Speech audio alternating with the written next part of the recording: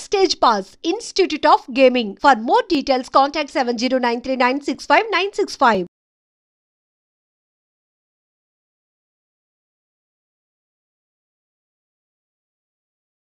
ఇంకా అంతర్జాతీయ ప్రమాణాల నగరం ఒకటి ఉన్నట్టయితే ఒక గ్రీన్ ఫీల్డ్ సిటీ ఉన్నట్టయితే హైదరాబాద్ పేరుకి హైదరాబాద్ అంటాం కానీ కొత్తగా డెవలప్మెంట్ అంతా గ్రీన్ ఫీల్డ్ డెవలప్మెంట్ ఇది. దానివల్ల మనకి బ్రాండ్ పెరిగింది, ఎకానమీ పెరుగుతుంది, ఉద్యోగాల కల్పన జరుగుతుంది. కానీ సమస్య ఏంటంటే ఒకే నగరమే ఆధారపడితే 90% మంది ప్రజలు అసంఘటిత రంగంలో తక్కువ స్కిల్స్తో తక్కువ ఆదాయంతో ఉన్నారు. బాగా ఎక్కువ స్కిల్ ఉందనుకోండి, మీరు యూనివర్సిటీ ప్రొఫెసర్గా ఉన్నారు, ఒక సైంటిస్ట్గా ఉన్నారు, ఒక ఫిల్మ్లో టాప్ రేట్ యాక్టర్గా ఉన్నారు, డైరెక్టర్గా ఉన్నారు, అప్పుడు హైదరాబాద్ అవసరం, మహానగరాలు అవసరం. కానీ తక్కువ ఆదాయంతో తక్కువ నైపుణ్యంతో చేసే పనులకి మహానగరం ఎందుకు రావాలి? పాపం రెక్కాడితే డొక్కాడిన వాళ్ళు బతుకు దుర్భరం అవుతుంది వాళ్ళకి. ఇక్కడ ఒంటరి జీవితం, కుటుంబంతో ఉండలేరు, మరి ఉండడానికి సరైన నిలవ నేడు ఉండదు, ఎక్కడో చోట 10 మందితో కలిసి ఉంటారు. ప్రయాణం అటు ఇటు పనిచేసే చోటుకి వెళ్ళటం రావటం, ప్రయాణం అంతా హైరాన్ అయిపోతుంది మనకి. మీరు అక్కడి నుంచి ఇక్కడ రావాలంటే చూస్తున్నాం కదా ట్రాఫిక్ ఎట్లా ఉంటుందో. ఒక్కరోజు కనుక మరి పని ఆగిపోతే బస్సులు ఉండాలి, చిన్న జబ్బు చేస్తే ఆలనా పాలన అనేది ఒంటరిగా ఉంటారు కాబట్టి పట్టించుకునే వాళ్ళు లేడు, సంక్షోభం, జీవితం నరకం అనిపిస్తున్నారు, నగరాలు రద్దీ అయిపోతున్నాయి. కాబట్టి హైదరాబాద్ నగరాన్ని గౌరవపడదాం, పెంచుదాం. కానీ 100కి 60-70 మంది గ్రామ ప్రాంతాల్లో ఉన్న దేశంలో ఆ గ్రామాల నుంచి ప్రతి వాళ్ళు హైదరాబాద్కి పోకపోతే బతుకు తెరువు లేదన్న పరిస్థితి కాకుండా స్థానికంగా చిన్న పట్టణాలు వచ్చినట్టయితే ఈవేళ మనకి అన్ని చోట్ల టెలివిజన్ ఉంది, కరెంట్ ఉన్నది, మొబైల్ ఫోన్లు ఉన్నాయి, డిజిటల్ టెక్నాలజీ, కంప్యూటర్లు ఉన్నాయి. ఈ 4 ఉన్నప్పుడు చాలా పనులు లోకల్గా చేసుకోవచ్చు, అన్నీ హైదరాబాద్లో చేసుకోవాల్సిన అవసరం లేదు. పూర్వం ఇవి కూడా ఉండే కాదు. అంచేత అక్కడ ఇవి అభివృద్ధి చెందినట్టయితే ఇన్సిటు అర్బనైజేషన్ అంటాం, ఎక్కడికక్కడ పట్టణీకరణ, ఎక్కడికక్కడ స్థానికంగానే వలసలు పోవటం. ఆ ఊరి నుంచి 10-20 కిలోమీటర్ల దూరంలో హైదరాబాదు పెరుగుతుంది. కానీ హైదరాబాద్ నరకంగా మారదు, సామాన్యులకి నరకంగా మారదు.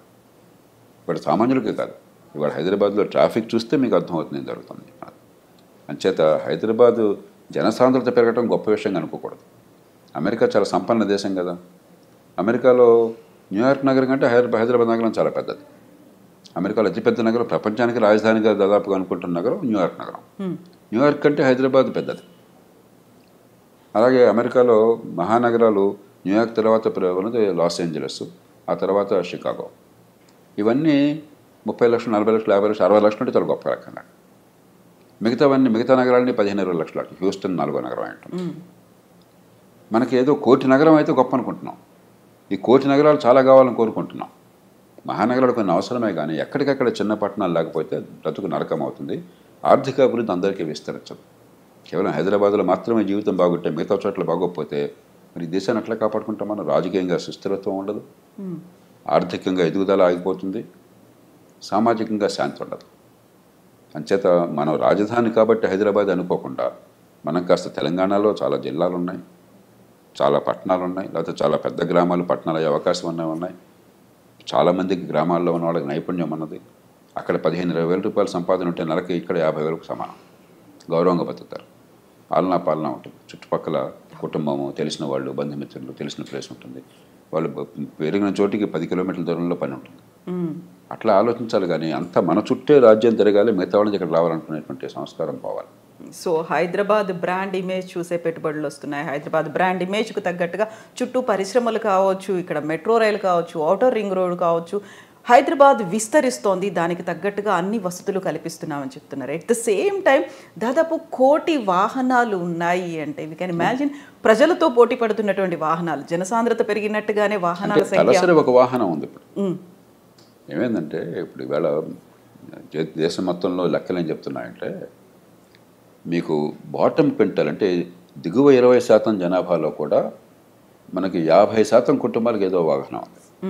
ఇక మిగతా కుటుంబాలు ప్రతి ఒక్కళ్ళకి కుటుంబానికి 1, 2, 3 వాహనాలు ఉన్నాయి. కొన్ని కుటుంబాల్లో అయితే మనిషికి 1 కంటే ఎక్కువగా వాహనాలు ఉన్నాయి. మరి ప్రతి ఒక్కళ్ళకి వాహనం ఉండి మనం ఎంత గొప్పగా ఉందంటున్నా కూడా అంతర్జాతీయ ప్రమాణాలతో మన ఇన్ఫ్రాస్ట్రక్చర్ దిగుడిపోయి, ఒక లండన్ లాగా, ఒక ప్యారిస్ లాగా, ఒక న్యూయార్క్ లాగా, ఒక షికాగో లాగా మన ఇన్ఫ్రాస్ట్రక్చర్ ఉండదు కదా, మనం ఆ స్థాయికి వెళ్ళలేదు కదా, అది లేదు. 2, మనం ట్రాఫిక్ రూల్స్ పాటించము, ఏదో ఇష్టం వచ్చినట్టు పోవటం అలవాటు అయిపోతుంది. నరకంగా ఏమవుతుంది? కాబట్టి మనం జనాభా పెరగటము జనసాంద్రత పెరగటం గొప్పగా అనుకోకూడదు, అది బలహీనతగా అనుకోవాలి. అంటే బతుకు తెరివి ఇంకో చోట లేక గతి లేక అందరూ నిరుపేదలు కూడా వచ్చే పరిస్థితి మనం కల్పిస్తున్నాం, వాళ్ళ జీవితం దుర్భరం చేస్తున్నాం, నగరాలు నరకం చేస్తున్నాం. కాబట్టి నగరాలు పెరగాల, నగరాల్లో చేసే పని స్థాయి వేరు. కానీ అల్పాదాయ వర్గాలకి, తక్కువ నేపథ్యం ఉన్న వాళ్ళకి, తక్కువ ఆదాయంతో గౌరవంగా బతకడానికి, కుటుంబాల దగ్గర ఉండేటి ఏర్పాటు చేయడానికి అక్కడ ఆర్థికంగా పెరిగే ఏర్పాట్లు మనం చేయాలి. ఈ రెండు ఏకకాలంలో సాధించాలి. మనకు అసలు ఆ దృష్టి పోయింది. అంతా మహానగరమే, హైదరాబాదే. నేను హైదరాబాద్ వాసిని, గర్వపడుతున్నాను, సంతోషపడుతున్నాం. ఇక్కడ పొరపాట్లు చాలా ఉన్నాయి, ఈ పొరపాట్లు సవరిద్దాం, కానీ అక్కడ కూడా పెరిగే అవకాశం కల్పిద్దాం. అలా కాకుండా మన వాళ్ళు ఏమనుకుంటున్నారు, హైదరాబాద్ని చుట్టూ పెద్దగా ఏమి అవాంతరాలు లేవు కాబట్టి, మన సముద్రం మరొకటి అడ్డొచ్చేలేదు కాబట్టి ఊరికే విస్తరించుకుంటూ పోతున్నారు. చివరికి ఏమవుతుంది, మెక్సికో సిటీలాగా పెద్ద అర్బన్ స్ప్రాల్ అయిపోతుంది. అది కాదు, పెరిగిన హైదరాబాద్ ఇట్లా ఉండండి, సంతోషం. కానీ ఎక్కడికక్కడ స్థానికంగా ఆర్థిక కేంద్రాలు వచ్చే ఏర్పాటు చేయండి. అప్పుడు ఏమవుతుందంటే గార్మెంట్ సెక్టర్ కావచ్చు, బట్టల తయారీ, లేకపోతే మీకు లెదర్ సెక్టర్ కావచ్చు, లేదంటే ఎలక్ట్రానిక్స్ చిన్న గూడ్స్ కావచ్చు, టాయ్స్ కావచ్చు. అంటే ఇవన్నీ పెద్ద వాల్యూ ఎడిషన్ లేకుండా, పెద్ద నైపుణ్యం అవసరం లేకుండా దేశానికి విదేశీ మార్గ ద్రవ్యం అనిపిస్తుంది, ఉత్పత్తి వస్తుంది, కానీ పేదలకు ఆదాయం దొరుకుతుంది, గౌరవప్రదమైన ఆదాయం దొరుకుతుంది. ఆ రకమైన ఇమాజినేషన్ లేకుండా ఎంతసేపటికి ఆర్టిఫిషియల్ ఇంటెలిజెన్సు లేకపోతే బ్లాక్ చైన్ టెక్నాలజీస్ ఇవే వద్దని అంటలా, అవన్నీ కావాలి. కానీ దాంతోనే ఈ దేశాన్ని మనం మార్చలేం, ఈ బెదరికాన్ని తొలగించలేం.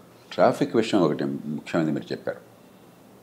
ఇప్పుడు ఈ మధ్యకాలంలో బెంగళూరు గురించి అందరూ చెప్తున్నారు ట్రాఫిక్ అధ్వానంగా ఉంటుందని. మనం బెంగళూరుతో చాలా తీవ్రంగా పోటీ పడుతున్నాం. నేను ఖచ్చితంగా మాట చెప్పాను. ఈ మధ్య 2-3 సార్లు నేను బెంగళూరు వెళ్ళాను, ఎలా ఉందో నాకు తెలుసు. మనకి హైదరాబాద్ దాదాపు ఆ స్థాయికి వచ్చేస్తాం. ఎందుకంటే వాహనాలు పెరిగినప్పుడు మనం ఏం చేయలేం.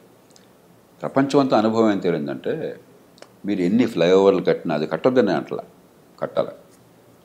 ఎంత రోడ్లు విస్తరణ చేసినా కూడా పబ్లిక్ ట్రాన్స్పోర్ట్ లేకుండా, మంచి క్వాలిటీ పబ్లిక్ ట్రాన్స్పోర్ట్, మెట్రో కావచ్చు, ఆర్టీసీ కావచ్చు, ఎంఎంటీసీ కావచ్చు, ప్రైవేట్ ట్రాన్స్పోర్ట్లు కావచ్చు, ఇవన్నీ లేకుండా, అవన్నీ ఇంటిగ్రేట్ చేయకుండా, సమన్వయం లేకుండా, కుడి చేయడానికి సంబంధం లేకుండా నడుస్తున్నాయనుకోండి, మీరు ఏ తలకిందులుగా తప్ప చేసినా కూడా రద్దీని ఆపలేరు. అమెరికా కంటే గొప్ప ఇన్ఫ్రాస్ట్రక్చర్, అమెరికా కంటే పెద్ద రోడ్లు మనకు రావు. అమెరికాలో చూస్తే మీకు కనిపిస్తుంది ట్రాఫిక్ అంత నరకమం, ఎందుకంటే అక్కడ పబ్లిక్ ట్రాన్స్పోర్ట్ పెద్దగా ఉండదు, కొన్ని సిటీస్లో తప్ప. కాబట్టి క్వాలిటీ పబ్లిక్ ట్రాన్స్పోర్టు, అది కూడా అన్ని రకాల మల్టీ మోడల్ ట్రాన్స్పోర్ట్ని సమన్వయం చేయాలి. ఒకే ఒక టికెట్తో అందరూ ఒకే అథారిటీ కింద నడుస్తూ లాస్ట్ మైల్ కనెక్టివిటీ అంటాం. మా ఇంటికి సుఖంగా వెళ్ళే ఏర్పాటు కావాలి. మనకేమవుతుంది, ఇప్పుడు చూడండి, చాలా గర్వించదగ్గ మెట్రో నిర్మాణం జరిగింది.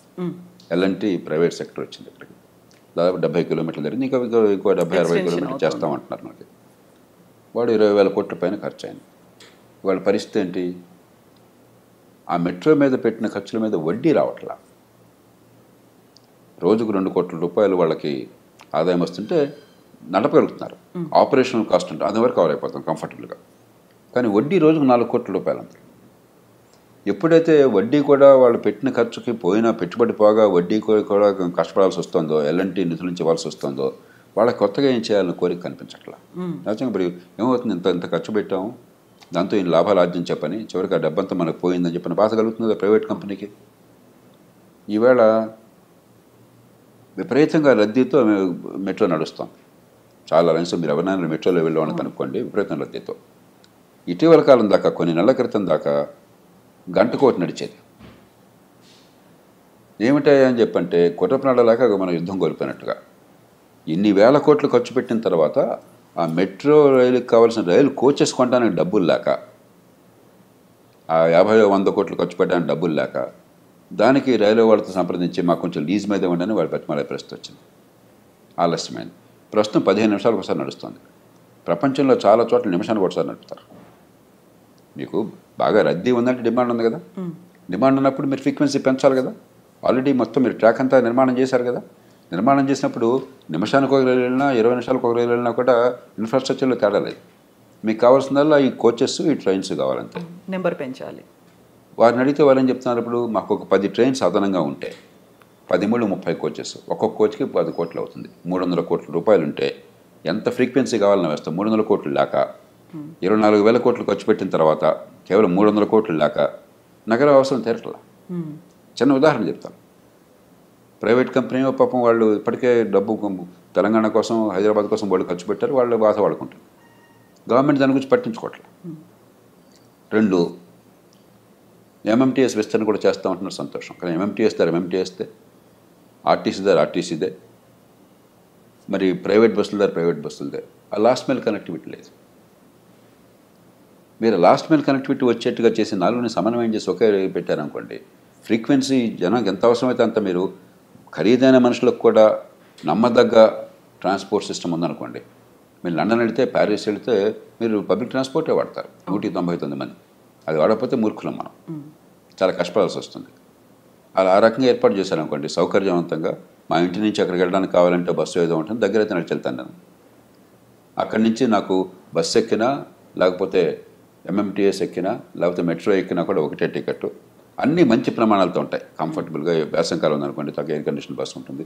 అలాగే ఎంఎంటీఎస్ కూడా ఇంప్రూవ్ చేస్తాం. ఇలా చేసామనుకోండి, ఆ కొద్దిపాటి ఏర్పాట్లు చేసామనుకోండి, 190 మంది దాన్ని వాడతారు సంతోషంగా. ఇప్పుడు నేను కొన్ని సందర్భాలు వాడాలనుకున్నా కూడా ఈ అసౌకర్యం భరించలేక కారు వెళ్ళాల్సి వస్తుంది. మనం కూడా రద్దీలో భాగం అయిపోయినాం. కాబట్టి పబ్లిక్ ట్రాన్స్పోర్ట్ని మనం సమగ్రంగా ఆలోచించి ఏర్పాటు చేయకుండా గుడ్డెద్దు చేలబడ్డట్టు చేస్తే ఖర్చు కనిపిస్తుంది, గ్లామర్ కనిపిస్తుంది, కానీ ఫలితం రాదు. 400 కోట్ల రూపాయలు ఒక్కొక్క కిలోమీటర్కి అవుతుంది, మనం గుర్తించాలి. కనీసం 200 కోట్లు అవుతుంది, సగటున 300-400 కోట్ల రూపాయలు అవుతుంది మెట్రో నిర్మాణం. అంటే ఆషామాషి. అంటే ఒక్క గజం మెట్రో వేయడానికి ఒక గజం 40 లక్షలు అవుతుంది. ఈ సమాజం ఖర్చు పెడుతుంది. అది ప్రైవేట్ వాళ్ళు పెట్టినా, ప్రైవేట్ వాళ్ళు పెట్టరు. ఒక్క మెట్రో ఎలాంటి వాళ్ళు పెట్టారు, ఇంక మళ్ళీ ఎవరు రారు, ప్రభుత్వమే పెట్టాలి. బ్యాంకులు అప్పు వచ్చినా మన దేశం డబ్బు, మన ప్రజల డబ్బు. 40 లక్షలు ఒక్క గజానికి. కాబట్టి దాన్ని సమగ్రంగా, సంపూర్ణంగా, సంపూర్ణం అందరినీ కలిపి వినియోగించకపోతే అసలు ఈ రవాణా విషయంలో నగరాలు నరకమైపోతాయి. నేను బయటికి సాధారణంగా వెళ్ళను, ఎందుకంటే నేను పనిచేసేది, నేను ఉండేది ఒకే కాంప్లెక్స్లో ఉంది. కానీ ఇప్పుడు బయటికి వెళితే వెళ్ళిన ప్రతిసారి నరకమే. నాకు ఎందుకు వచ్చానో బయటకు అనిపిస్తుంది. అలా ఉండాల్సిన అవసరం లేదు. మనకు వచ్చి గౌరవప్రదమైన జీవితం. యూరోప్ వెళ్తే మీరు ఎక్కడికి వెళ్ళినా కూడా అక్కడ చక్కని ప్రమాణాల పబ్లిక్ ట్రాన్స్పోర్ట్, మల్టీమోడల్ ట్రాన్స్పోర్ట్ కనెక్టివిటీతో ఉంటుంది. హాయిగా పౌరుడికి హాయిగా వెళ్ళిపోయి ఈ మొత్తం ఎందుకు, మన ప్రజల జీవితాలు సాఫీగా నడవాలి. ఒకసారి నేను సోల్ వెళ్తే, దక్షిణ కొరియా రాజధానికి, పొద్దున్నే తెల్లవారుజామున నేను ప్రయాణం చేయాల్సి వచ్చింది. బయట బాగా చలిగా ఉంది. నేనేమో అలవాటు లేక ఏదో మామూలు బట్టలు కోట్ ఉంది, కానీ చలికి తట్టుకునే బట్టలు లేవు. 5 గంటలకి బస్ తీసుకోవాలి నేను ఉన్న హోటల్ నుంచి. 8 గంటలకి ఎందుకో ఫ్లైట్ ఉన్నది. నేను వాళ్ళని అడిగాను, బస్సు ఎన్ని గంటలకి ఎక్కొచ్చాయా అని. కరెక్ట్గా 5 గంటలకు రండి సార్ అన్నాడు. నాకు మరి బయట చల్లు నుంచోవడం కష్టం, బయట ఎక్కువసేపు నుంచోకుండా వెళ్ళాలంటే ఏం చేయాలి? ఒక గడియారం చూడండి, 30 సెకండ్ల ముందు బయటకు వెళ్ళండి, చూడండి 30 సెకండ్ల ముందు బయటకు వెళ్ళండి, బస్సు అందుకుంటారన్నాడు. సెకండ్తో సహా కరెక్ట్గా వస్తుంటాను. పొరపాటున మిస్ అయ్యాను అనుకో ఏమవుతున్నాను, ఏం పర్లేదు, ఇంకో 15 నిమిషాల్లో మళ్ళీ బస్సు వస్తున్నాడు. నిజంగా అదంతా కరెక్ట్, నేను చూశాను. అంటే మీకు ఎంత హాయిగా ఉంది, ఎంత కన్వీనియంట్గా ఉంది. స్ట్రెస్ లేకుండా, భయం లేకుండా, కంగారు లేకుండా, హార్ట్ అటాక్ లేకుండా ఎంత హాయిగా ఉంది. అది జీవితం. ట్రాఫిక్ జామ్లో లేట్ అవుతుందేమో అంటే పౌరుడి సౌకర్యాలు పెంచాలి. మన పరిపాలన అంటే, మన వనరులు ఖర్చు పెట్టడం అంటే, జాతి వనరులు, పౌరుడి జీవితం ప్రశాంతంగా, సుఖప్రదంగా, ఉత్పాదకత ఉండేట్టుగా, మనసు చికాకులు లేకుండా ఉండాలి. అది లేని ప్రభుత్వాలు కాదు, అది చేయలేని ప్రభుత్వాలు. అసలు మర్చిపోయాం మనంతా ఆర్భాటం, హడావిడి, గొడవలు, గందరగోళాలు తప్పితే పౌరుడి జీవితం ప్రశాంతంగా ఉండడం, పన్ను కట్టే వాళ్ళ బతుకుని హాయిగా ఉంచడం, అసౌకర్యం లేకుండా చేయటం, వాళ్ళ పని వాళ్ళు హాయిగా పోయినట్టు చేయడం, ప్రభుత్వం పత్రం మర్చిపోయారు. డబ్బులు మాత్రం ఖర్చు పెడుతున్నాం ఉత్సాహంగా. ఇప్పుడు మెట్రో చూడండి, ఈ మధ్య ప్రకటించారు, మళ్ళీ ఇంకో 30,000 కోట్లు 20,000 కోట్లు వేస్తారు. మీరు చూడండి, ఇప్పుడు ప్రకటించారు కదా, ఎయిర్పోర్ట్ దాకా ఒకటి, మరొకటి, ఇవన్నీ కలిపితే మళ్ళీ ఇంకొక 25,000 కోట్లు అవుతుంది. ఇంకా అంచనాలు వచ్చినట్లేవు, బట్ నేను ఇక్కడ కూర్చొని చెప్పగలను అన్నమాట. ఇంత ఆర్భాటంగా చేశాము, ఫలితం రాకపోతే ఉపయోగం ఏంటి? ఇంత మెట్రో వచ్చినప్పుడు మనలో 190 మంది కార్లు అవసరం లేకుండా మెట్రోని, మిగతా వాటిని ఉపయోగించిన ఏర్పాటు మీరు చేశారనుకోండి, అప్పుడు ఇవన్నీ ఫలవంతమైనవి. లేకపోతే ఊరికే డ్రామా కోసం చేస్తున్నాం.